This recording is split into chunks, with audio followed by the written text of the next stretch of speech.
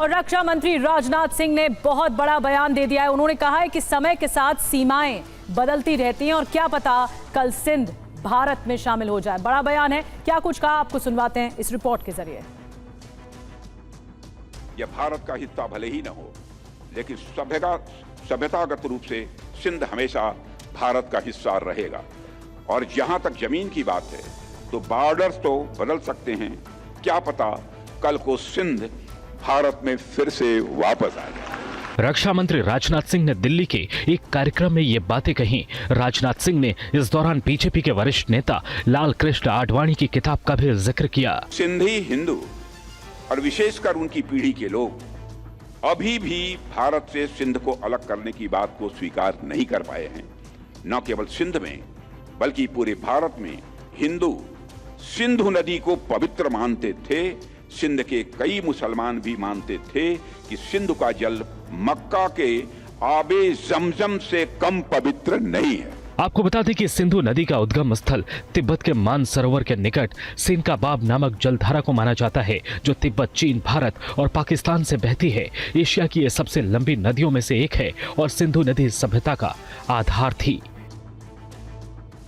और रक्षा मंत्री राजनाथ सिंह के बयान से पाकिस्तान में हड़कंप मच गया है। पाकिस्तान के विदेश मंत्रालय ने बयान जारी किया। पाक ने अंतर्राष्ट्रीय कानून का हवाला दिया है। भारत का बयान खतरनाक मांग वाला है, ये कहा गया। तो रक्षा मंत्री राजनाथ सिंह के बयान पर ये प्रतिक्रिया।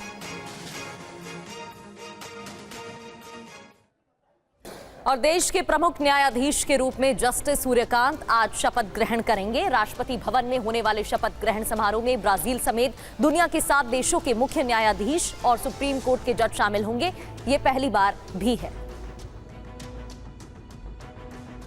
जस्टिस सूर्यकांत आज सीजीआई के पद की शपथ लेंगे। रिपोर्ट्स के मुताबिक न्यायपालिका के इतिहास में यह पहला मौका होगा जब किसी सीजीआई के शपथ ग्रहण में ब्राजील, भूटान और श्रीलंका समेत दुनिया के 7 देशों के मुख्य न्यायाधीश और सुप्रीम कोर्ट के जज शामिल होंगे। हरियाणा के रहने वाले अगले सीजीआई जस्टिस सूर्यकांत का कार्यकाल लगभग 14 महीने का होगा। 9 फरवरी 2027 को वो रिटायर होंगे। आपको बता दें कि जस्टिस सूर्यकांत के 1000 से ज्यादा फैसलों में आर्टिकल 370 को निरस्त करने के 2023 के फैसले को बरकरार रखना भी शामिल है।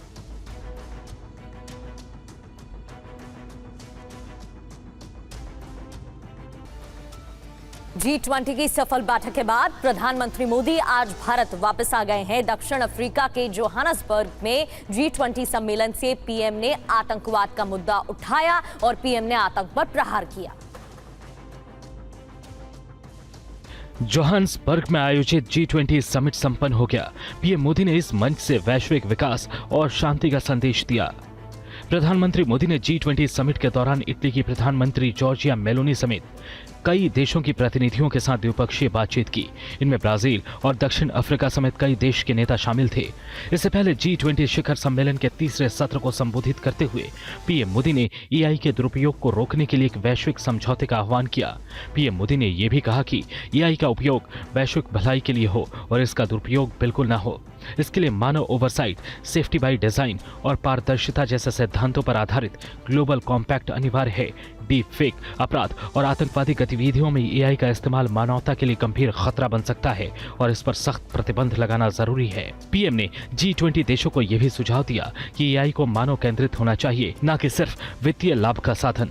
तकनीक का विकास ओपन सोर्स मॉडल पर हो ताकि इसका लाभ वैश्विक स्तर पर मिल सके। उन्होंने कहा कि एआई मानव क्षमताओं को बढ़ाए, लेकिन अंतिम निर्णय का अधिकार हमेशा इंसानों के हाथ में ही रहना चाहिए। पीएम मोदी ने कहा कि दिल्ली G20 के बाद इस विषय पर भारत ने प्रगति की। उम्मीद है कि अगले कुछ वर्षों में G20 प्रतिभा गतिशीलता के लिए एक वैश्विक ढांचा विकसित करेगा। भारत फरवरी 2026 में आयोजित सर्वजन हिताय सर्वजन सुखाय विषय पर एआई इम्पैक्ट शिखर सम्मेलन की मेजबानी करेगा। इसमें G20 के सभी सदस्य देशों को शामिल होने के लिए आमंत्रित किया।